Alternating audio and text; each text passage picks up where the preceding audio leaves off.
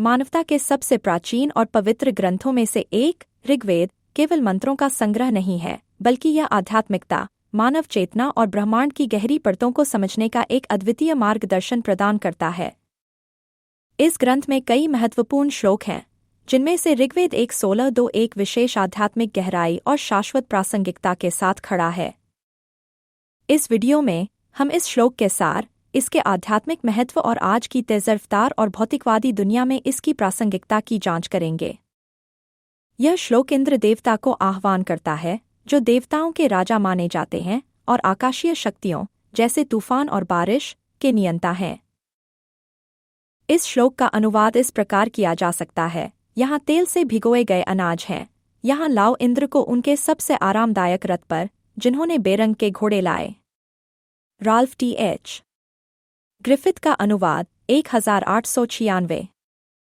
यह अनुवाद सीधे तौर पर तेल से सने अनाज की बात करता है, जो इंद्र को आरामदायक रथ पर बुलाने का आह्वान करता है, जिसे बेरंग घोड़े खींचते हैं।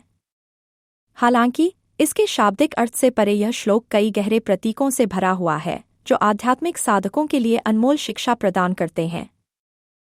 इस श्लोक के गहरे आध्यात्मिक अर्थ को समझने के लिए हमें इसके प्रमुख प्रतीकों को देखना होगा। अनाज, इस श्लोक में अनाज मानवात्मा का प्रतीक है।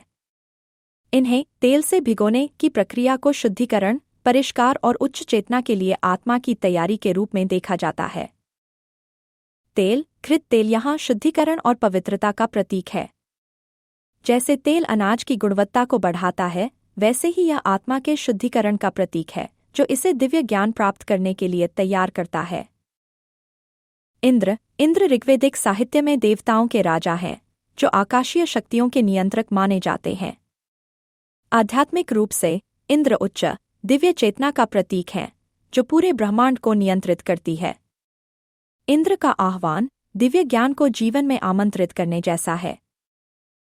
बेरंग घोड़े शुद्धता और दिव्य ऊर्जा के प्रतीक हैं। इन्हें अक्सर उन चैनलों के रूप में देखा जाता है, जिनके माध्यम से दिव्य शक्तियां संसार में आती हैं। रथ गति, दिशा और प्रगति का प्रतीक है। यह आत्मा के उच्च आध्यात्मिक क्षेत्रों की ओर यात्रा को दर्शाता है। आरामदायक रथ यह संकेत देता है कि जब आत्मा सही ढंग से तैयार हो, तो यह यात्रा सहज और आसान होती है।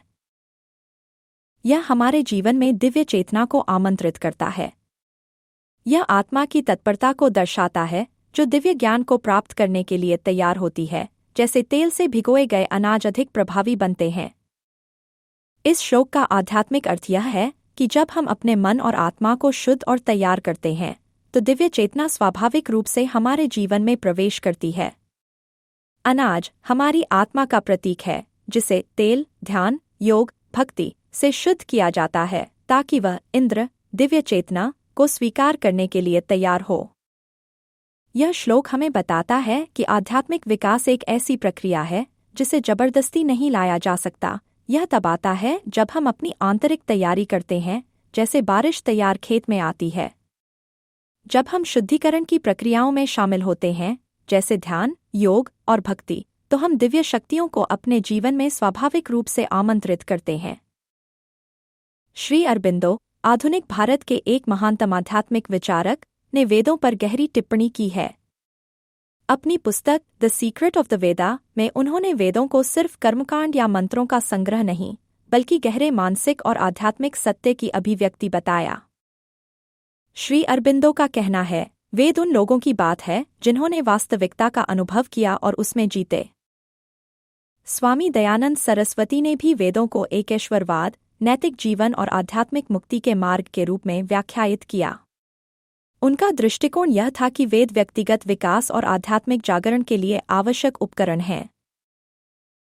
यह श्लोक हमें सिर्फ भौतिक समृद्धि के लिए इंद्र का आह्वान नहीं करता, बल्कि यह हमें उच्च चेतना के साथ अपने आप को संरेखित करने और दिव्य मार्गदर्शन प्राप्त करने के लिए तैयार करने की शिक्षा देता है।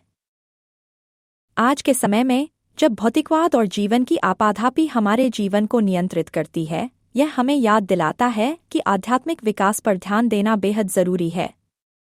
हम अक्सर बाहरी सुख संसाधनों में इतना खो जाते हैं कि अपनी आत्मा की गहरी जरूरतों से नजरअंदाज कर देते हैं। यह श्लोक हमें आत्मनिरीक्षण और आत्मशुद्धिकरण की आवश्यकता की याद दिलाता है।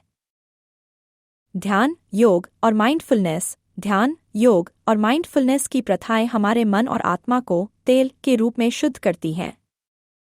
जब हम अपने विचारों और भावनाओं को शुद्ध करते हैं तो हम दिव्य ज्ञान के लिए तैयार होते हैं, जैसे बारिश एक तैयार खेत में आती है। समग्र स्वास्थ्य, मानसिक और भावनात्मक स्वास्थ्य शारीरिक स्वास्थ्य जितना महत्वपूर्ण है। जैसे अनाज तेल में सना जाता है, वैसे ही हमारे मन और हृदय को आध्यात्मिक अभ्यास, आत्मचिंतन और प्रेम से पोषित किया जाता है।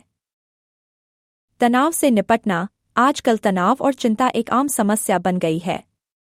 ऋग्वेद की शिक्षाएं हमें यह बताती हैं कि जब हम अपने मन और भावनाओं को शुद्ध करते हैं तो हम अपने जीवन में शांति और संतुलन ला सकते हैं। वेदों में ध्वनि और कंपन की शक्ति का उल्लेख किया गया है। आधुनिक भौतिकी, विशेष रूप से क्वांटम भौतिकी और साइमेटिक्स के क्षेत्र में, यह पाया गया है कि ध्वनि तरंगों का पदार्थ पर प्रभाव होता है।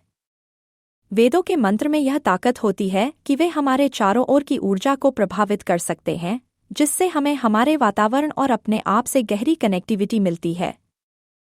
यह शाश्वत शिक्षा आज भी उतनी ही प्रासंगिक है जितनी हजारों साल पहले थी। यह हमें याद दिलाती है कि असली सफलता और शांति बाहरी संपत्ति से नहीं, बल्कि आंतरिक शुद्धता और आध्यात्मिक विकास से आती है।